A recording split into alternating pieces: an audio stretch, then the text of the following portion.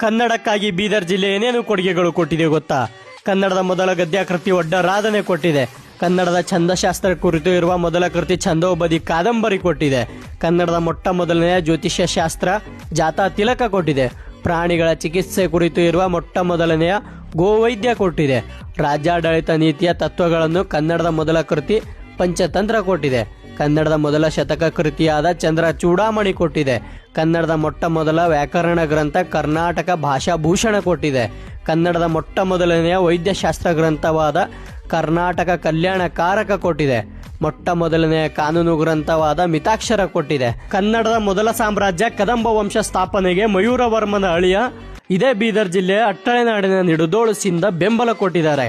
ರಾಷ್ಟ್ರಕೂಟರು ಮತ್ತು ಕಲ್ಯಾಣಿ ಚಾಲುಕ್ಯರ ಸಾಮ್ರಾಜ್ಯಕ್ಕೆ ಬುನಾದಿ ಕೊಟ್ಟಿದೆ. 1 ಶತಮಾನಗಳ ಕಾಲ ಸಾಮಾಜಿಕ ಕ್ರಾಂತಿ ನಡೆದಿದೆ.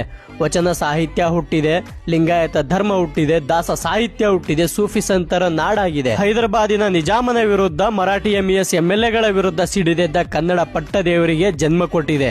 ಬೀದರ್ ಜಿಲ್ಲೆ ಬಗ್ಗೆ ಹೇಳೋದು ಸಾವಿರಾರು ಇದೆ. ಕನ್ನಡವನ್ನು ಬೆಳೆಸಿದ ಜಿಲ್ಲೆಯೇ ಈ ನಮ್ಮ ಬೀದರ್. ಅದಕ್ಕಾಗಿ ಪ್ರತಿಯೊಬ್ಬ ಕನ್ನಡಿಗನು ನಮ್ಮ ಬೀದರ್ ಜಿಲ್ಲೆ ಬಗ್ಗೆ ಋಣಿಯಾಗಿರಬೇಕು. ಇಂತಿ ನಿಮ್ಮ ಬೀದರ್ ಕನ್ನಡಿಗ ಸಾಗರ್.